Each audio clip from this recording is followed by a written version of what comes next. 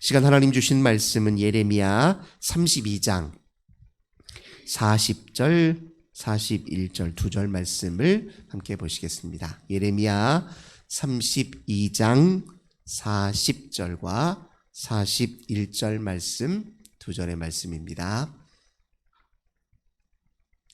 예레미야 32장 40절과 41절 두 절의 말씀을 우리 한 목소리로 함께 봉독합니다.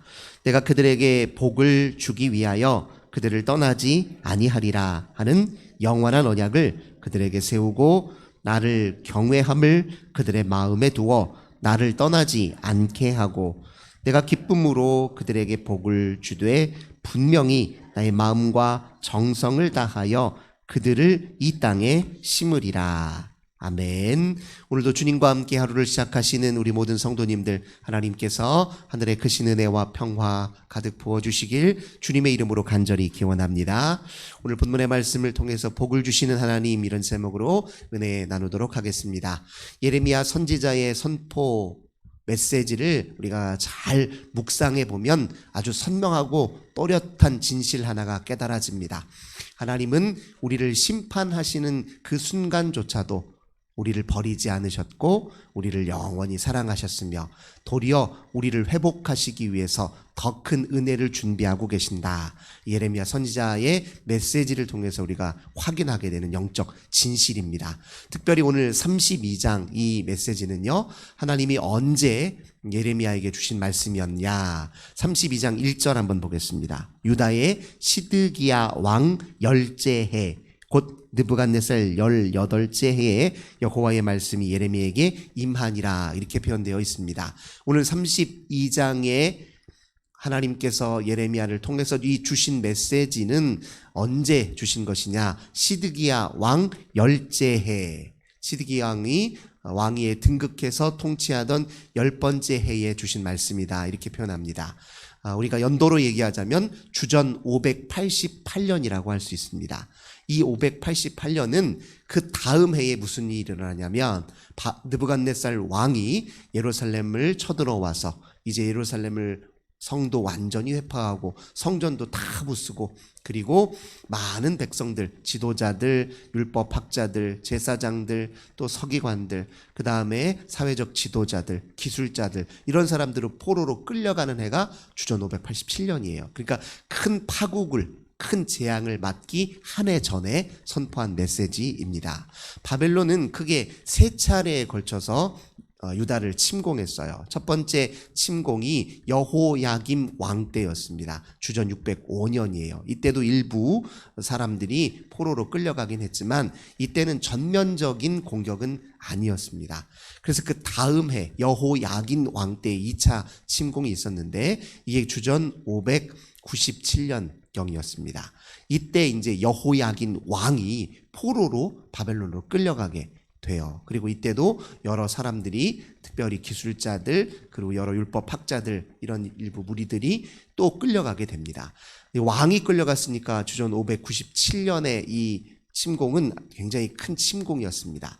그런데 이렇게 여호야긴 왕을 끌고 갔기 때문에 유다를 통치할, 대체할 왕을 세워야 되잖아요. 그래서 바벨론이 시드기야, 정확하게는 여호야긴 왕의 삼촌이에요. 삼촌을 자기들의 유다를 통치할 왕으로 세웁니다. 대신에 이렇게 이야기하는 것이죠. 바벨론에 협조해, 친바벨론 정권을 형성해서 우리 바벨론 황제의 말에 복종해, 이렇게 이야기하고 삼촌을 왕으로 세운 것입니다. 그런데 시드기야가 통치하던 그 과정에서 이 바벨론으로부터 독립을 꾀해서 내가 애굽과 잘 지내서 애굽의 외교적 노력을 기울이고 애굽의 힘을 빌어서 바벨론으로부터 독립해서 이제 바벨론 세력과 단절해야 되겠다, 이런 판단을 내려서 마음속에 그런 계획을 가지고 있었습니다.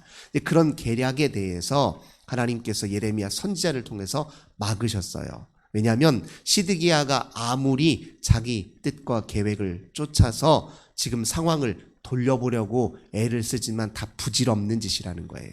그 다음 해에 이루어질, 즉 주전 587년 다음에 이루어질 그 파국과 재앙을 막을 수 없다는 겁니다. 하나님이 이미 결정하셨다, 이렇게 지금 예레미야를 통해 선포했습니다. 그 말씀이 이제 32장 2절 3절입니다. 그때의 바벨론 군대는 예루살렘을 에워싸고 선지자 예레미야는 유다의 왕의 궁중에 있는 시위대 뜰에 갇혔으니 이는 그가 예언하기를 여호와의 말씀에 보라 내가 이 성을 바벨론 왕의 손에 넘기리니 그가 차지할 것이며 유다 왕 시드기야는 갈대아인의 손에서 벗어나지 못하게 하고 반드시 바벨론 왕의 손에 넘겨진 바 되리니 이렇게 이야기합니다. 그러니까 하나님의 메시지를 시드기야 왕에게 이렇게 선포를 하니 시드기야 왕이 그 소리가 듣기 싫어서 무슨 소리냐 나도 내 나름의 유다를 위해서 애쓰고 이 나라를 지키기 위해서 힘쓰는데 어디서 이렇게 초를 치는 말을 나한테 전하느냐 하면서 감옥에다 갇혔단 말이에요. 그러나 감옥에 갇혀 있어도 주의 말씀을 증거하는 일을 예레미야가 멈출 수는 없었지요. 그 말씀을 또렷이 또 전파하는 것이 예레미야 몫이었으니까 그리 했습니다. 그런데 그 파국의 분명한 원인은 어떻습니까? 그들이 자초한 일이었어요. 예레미야도 그것을 알고 있었습니다. 예레미야는 하나님 앞에 이제 이렇게 기도했어요. 하나님, 제가 이렇게 유다 백성들의 모습을 보니 처음은 주님의 말씀이 저도 감당하기가 힘들었는데 우리 유다 백성들의 이 상태를 보니 영적인 이 상황을 보니 하나님이 오죽했으면 심판하셨을까 하는 생각이 저도 절로 들긴 합니다. 하나님의 이 재앙을 막을 길이 없다. 이거 스스로 유다가 백성들이 자초한 일이고 복 주시고 은혜 주시기를 원하는 하나님을 스스로 거부하고 스스로 그 하나님을 무시하고 엉뚱한 곳에서 길을 찾고 답을 찾고 엉뚱한 것들을 구하고 있는 유다 백성들이 자초한 일이라는 거 저도 알겠습니다. 이렇게 이제 예레미야가 기도했단 말이에요. 근데 그렇게 이제 기도하며 나오는 예레미야에게 하나님께서 한 가지 명을 내리신 것이 있습니다. 32장 6절, 7절, 8절 보십시오.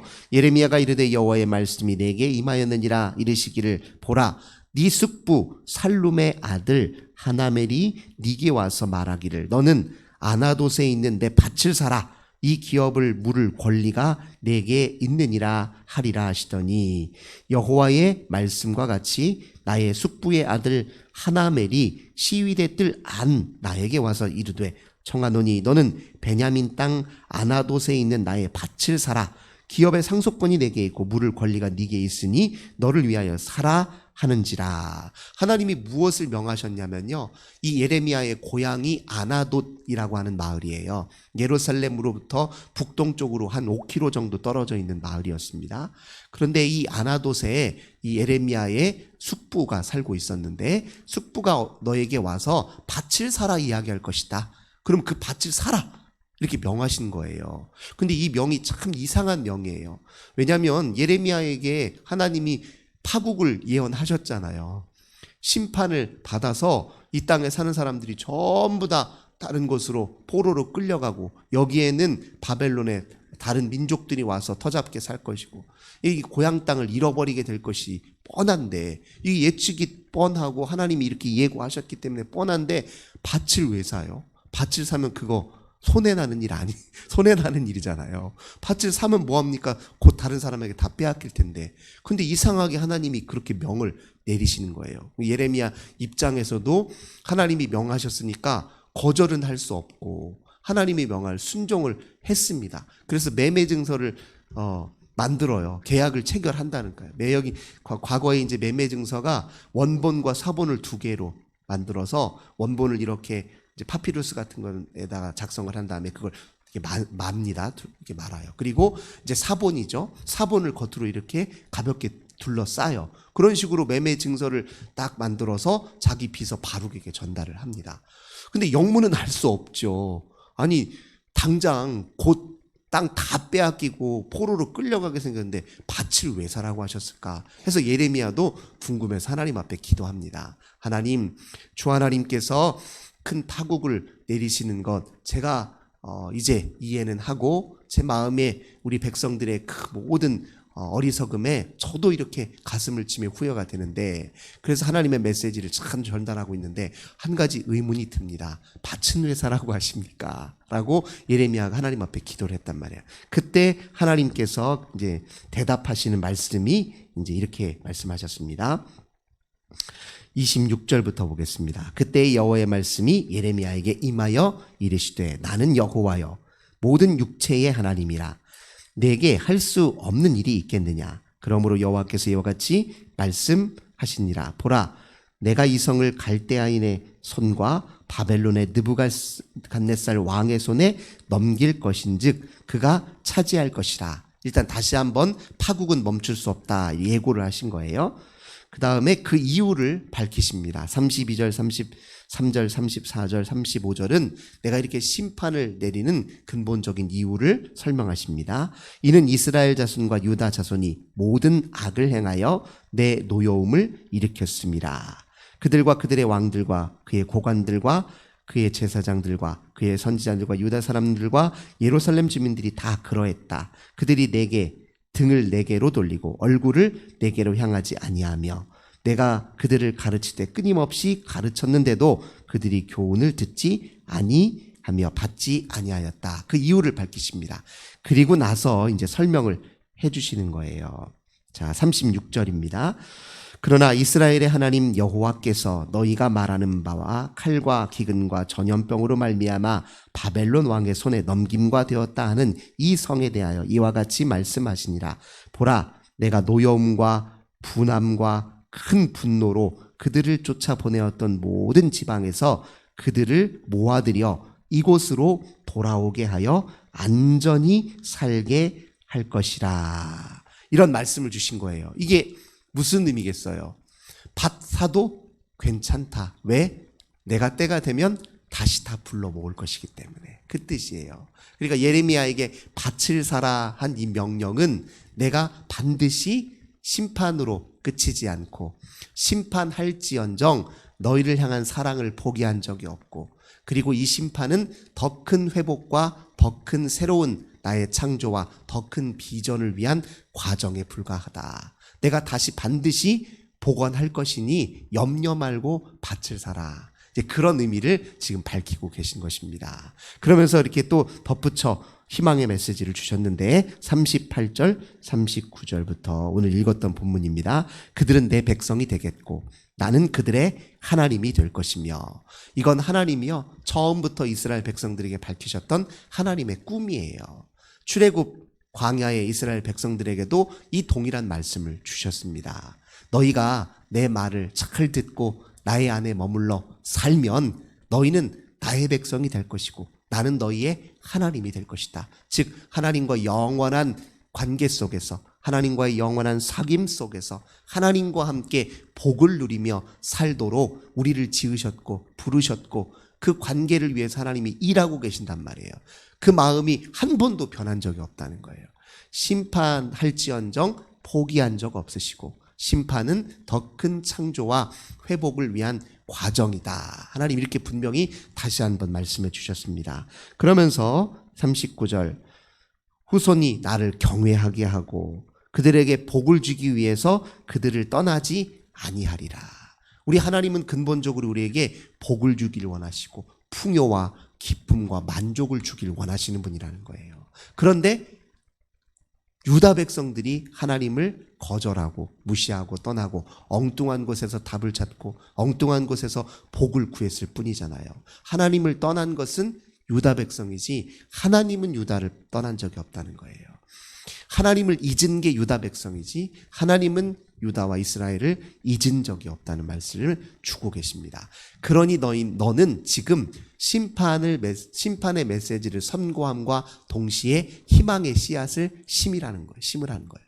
밭을 사라는 것은 희망의 씨앗을 뿌리라는 뜻입니다.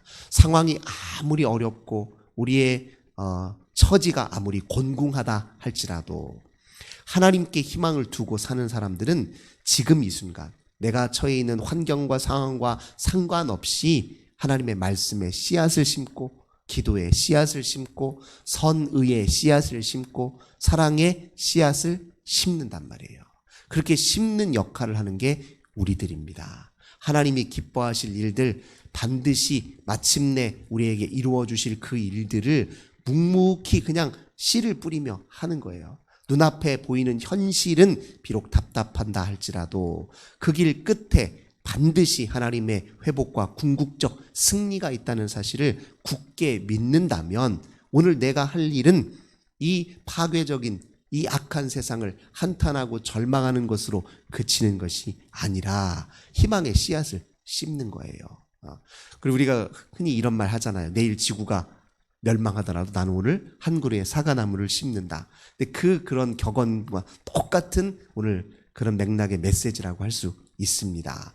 당장 다음 해면 파국이 일어나요. 그런데 파국이 일어날 걸 뻔히 아는데 오늘 나는 밭을 사고 있어요. 그게 우리 하나님이 우리에게 원하시는 일이라는 겁니다. 세상사는 결국 우리 눈앞에 펼쳐지는 것과 다른 방향으로 전개될 것입니다. 우리 눈의 한계, 우리 지식의 한계, 인식의 한계 때문에 잘 보이진 않지만 하나님은 우리가 보이지 않는 영역에서 더 큰 위대한 뜻과 계획과 섭리를 가지고 계시고 하나님의 뜻을 반드시 이루어 가시는 분이며 우리가 예측하지 못한 방식으로 우리가 한 번도 상상하지 못한 방식으로 우리 인생을 회복시키시고 바꾸어 놓으실 만한 능력도 있으시고 그리고 자비와 사랑도 있으신 분입니다.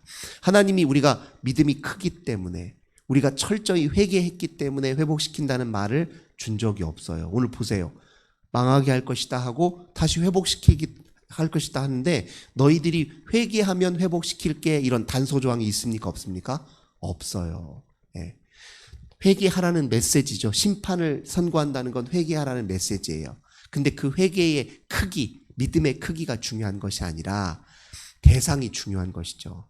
우리가 믿고 의지하는 그 하나님이 자비하시기 때문에 우리를 놓지 않으시는 분이기 때문에 우리를 결코 포기한 적이 없으시기 때문에 그 하나님의 자비와 은총이 우리를 회복시키는 것이지 우리가 뭐 대단히 예전 삶을 완벽하게 다 청산하고 완벽하게 회개하고 완벽하게 주께 돌아왔기 때문이 아닙니다. 심판하시고 회복시킨다는 말씀을 주실 때 단서조항이 없어요. 돌아오면 회복시켜 줄게 이런 단서조항이 없습니다. 너희들이 돌아오든 말든 반쯤 돌아오든 3분의 1쯤 돌아오든 10분의 1쯤 돌아오든 상관없이 나는 너희들을 포기할 마음이 없다. 때가 되면 너희들도 완전하진 않지만 다시 나를 보게 될 것이고 그리고 나는 너희들이 잠깐이라도 내게 얼굴만 돌리면 나는 내 계획대로 너희들에게 회복과 새로운 기회를 얼마든지 제공할 것이다. 이게 오늘 이제 메시지의 핵심이라고 할 수 있습니다. 그 믿음을 갖고 있다면 오늘 우리의 삶, 나의 현재의 삶이 어떠해야 될지는 매우 분명한 일이겠죠. 오늘 나는 하나님의 희망의 씨앗을 심는 사람이다. 세상 아무리 한탄하고 한숨을 내쉬고 낙담하더라도 나는 오늘 희망의 씨앗을 심는다. 이것이 오늘 우리 신앙의 인들의 바른 자세라는 것을 오늘 말씀을 통해서 다시 한번 깨닫습니다. 오늘 하루도 희망의 씨앗을 심고 사랑의 씨앗을 심고 말씀의 씨앗을 심는 저 우리 모든 성도님들 되시길 주님의 이름으로 간절히 기원합니다. 좋으신 주님 감사드립니다. 주님은 복을 주시는 분이시며 우리가 있는 순간에도 우리를 한순간도 잊지 않으시고 우리가 주님께 등을 보이는 그 순간에도 우리를 여전히 포기하지 않으시며 심판을 선고하시는 그 순간에도 이미 회복을 계획하고 계신 분임을 다시 한번 말씀을 통해서 일깨워 주시니 감사드립니다. 우리의 믿음의 크기, 회개의 크기를 보지 않으시고 오직 우리를 끊임없이 사랑하시는 그 사랑의 의지로 오늘도 우리 곁에 다가오시는 그 하나님을 굳게 믿고 오늘 우리의 삶을 희망의 씨앗을 심는 삶으로 이어갈 수 있도록 축복하여 주옵소서. 주 예수님의 이름으로 간절히 기도드립니다. 아멘. 오늘도 주신 말씀으로 기도하고 우리 한우들을 위해서 가정의 자녀들을 위해서 나라와 민족을 위해서 함께 기도하겠습니다. 특별히 오늘 내일 이틀간에 걸쳐서 우리 목장 인도자분 또 마을장님들 수련회가 있는데요. 위해서 기도를 부탁드립니다. 하나님 감사합니다. 오늘도 주님께 기도함으로 하루를 시작합니다. 하나님을 의지합니다. 주님만 바라봅니다. 주와 함께 하루를 시작합니다.